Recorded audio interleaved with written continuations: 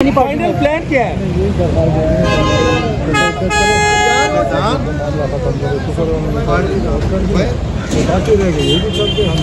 अच्छा, लेकिन आपकी प्लान क्या था? असल में यही स्ट्रेटजी थी कि सारे इस्तीफे कबूल हों? जाना था तो हमारे इस्तीफा एक्सेप्ट करो, अदरवाइज फैसला हमारे साथ करो, क्या करना है। अच्छा, अभी कहाँ जा रहे हैं आप कहाँ जा रहे हैं? स्पीकर के पास ना मैं गया ना कोई और गया, तो बड़ी झूठ पाकिस्तान में बोलना बहुत गलत। तो फिर आप चैलेंज भी तो नहीं कर रहे इसको, हैं?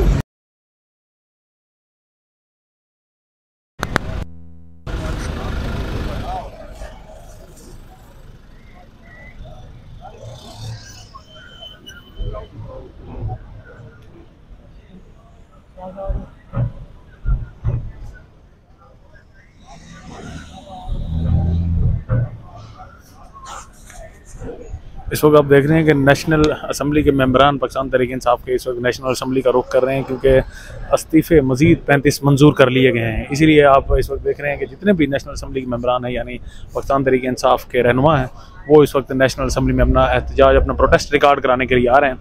ये उन्हीं की गाड़ियाँ थी जिनमें शाह महमूद कुरैशी, वो आपने देखा कि गाड़ी में जिस तरह से वो अभी नेशनल असम्बली की जानिब गामजन थे।